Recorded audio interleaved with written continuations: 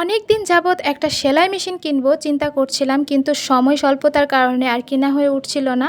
আর যেহেতু আমি এই বিষয়গুলোতে খুব বেশি ভালো বুঝি না, আমার আম্মা খুব ভালো বুঝে। বেশ কিছুদিন যাবৎ আম্মাও আমাদের বাসায় এসেছে, যার কারণে কেনা হলো। সিঙ্গার কিনলাম নাকি বাটারফ্লাই ফ্লাই কিনলাম সেটাই আপনাদের সাথে শেয়ার করব, কি দামে কিনলাম। আবার পাশাপাশি কিন্তু মার্কেটও করেছিলাম বেশ কিছু, সেগুলো আপনাদের সাথে শেয়ার করব। হে এভরিওয়ান, আসসালামু আলাইকুম, welcome back to my new another blog. আজকে ছোট্ট একটা ভ্লগ আপনাদের সাথে শেয়ার করব, তো চলুন শুরু করি। প্রথমত আমার বাসা থেকে আমি টঙ্গী যাচ্ছি, টঙ্গী থেকেই আমি মূলত এই মেশিনটা কিনবো, যার কারণে এই তো রাস্তাটা একদমই ফাঁকা ছিল, যার কারণে যেতে এত বেশি ভালো লাগছিল রিক্সায়। তো রিক্সা জার্নি আমার সবসময়ই ভালো লাগে, যার কারণে রিক্সাতেই উঠেছিলাম। আর রিক্সাতে যেতে যেতে এখানে দেখি যে কোটা আন্দোলন হচ্ছে, এখানে তো বেশ জ্যামে পড়ে গিয়েছিলাম। তারপর ভিতরের রাস্তা দিয়ে আমরা এই তো টঙ্গী বাজারে চলে এসেছি।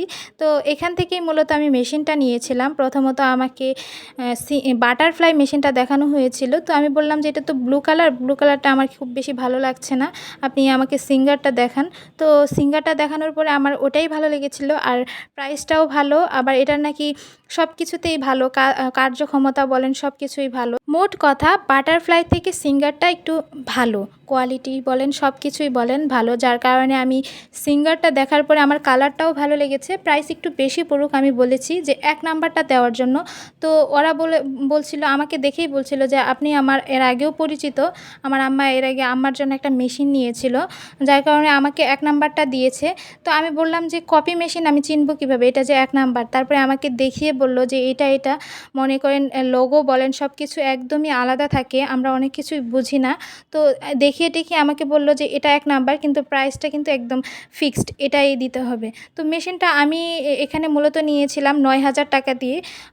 বলল যে আমি ৯,৫০০ টাকা দিয়ে সেল করি, তো ৯,০০০ টাকা নিয়েছিল। এই তো সব কিছু ফিটিং করে দিচ্ছিল। তো আমি বললাম যে মেশিনটা ফিটিং করা হোক, আমার কিছু মার্কেট করা আছে, ওই দিক দিয়ে আমি মার্কেটটাও করে আসি। টঙ্গী বাজারে বেশ অনেক দিন যাবত আসা হয় না, ভাবলাম যে কিছু মার্কেটও করে নিয়ে যাই।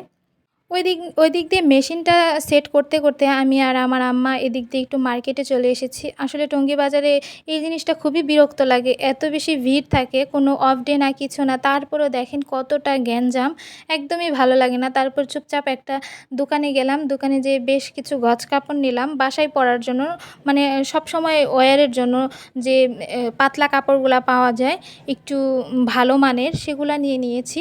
তো নেওয়ার ইচ্ছা ছিল আরও অনেক বেশি, কিন্তু এত বেশি মানে মানুষের চাপ, তাড়াতাড়ি করে যতটুকু পারছি ততটুকুই নিয়ে নিয়েছি। তারপর এখানে যে আমি কিছু লেস ম্যাচিং করে নিচ্ছিলাম, আমি বললাম যে আমি লেজের সাথে ম্যাচিং করে করে জামাগুলা বানাবো, যার কারণে কিছু লেস ম্যাচিং করে নিচ্ছিলাম। নেওয়ার পরে রাতে এই তো বাসায় চলে এসেছি। সব কিছু নেওয়ার পর বাসায় আসার পরে আমার হাজব্যান্ড এগুলা সেটিং করছিল। সেটিং করার পরে বলছিল যে না, মেশিনটা খুবই ভালো হয়েছে, দেখেই বোঝা যায়, 1 নাম্বার জিনিস আসলে দেখলেই বোঝা যায় যে কেমন।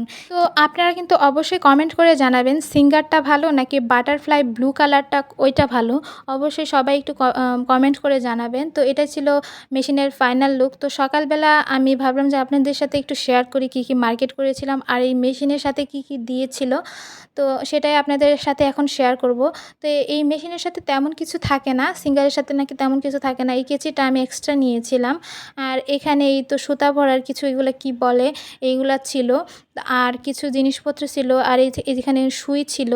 আর এই সুইটা নাকি যেগুলা আর কি কপি, সেগুলোর সাথে নাকি সিঙ্গার লেখা থাকে না, আর এটা যেহেতু কপি না, সুইয়ের সাথেও মনে করেন সিঙ্গার লেখা আছে, এগুলা দেখলেও বোঝা যায়। তো এই কয়টা জিনিস ছিল। পাশাপাশি আমি আরও 2-1টা জিনিস কিনেছিলাম, সেটা ওই যে মেশিনের যে তেল দিতে হয় সেটা কিনেছিলাম।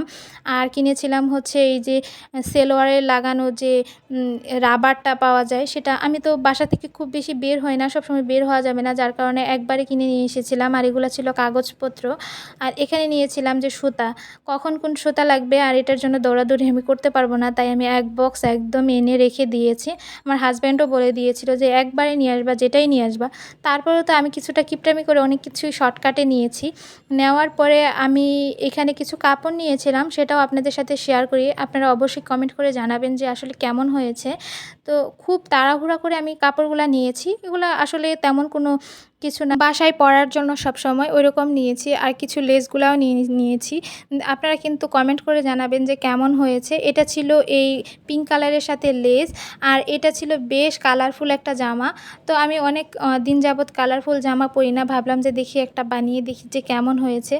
আর মেশিন তো অলরেডি কিনে নিয়ে এসেছে। আমি খুব বেশি ভালো একটা পারি না, তবে আমার আম্মা আছে, একটু হেল্প করবে। আমি বললাম যে আমি বানাবো, তুমি একটু সাথে থেকে থেকে দেখিয়ে দিবে, কেটে দিবে। আমি পারি না, একটু শিখবো তোমার সাথে, যার কারণে কাপড়গুলা মূলত নিয়ে আসা। আমার এই ছোট্ট ভিডিওটা আপনাদের কাছে কেমন লাগলো? যদি ভালো লাগে অবশ্যই লাইক, কমেন্ট, শেয়ার করতে বলবেন না। সবাই অনেক বেশি ভালো থাকবেন। আল্লাহ হাফিজ।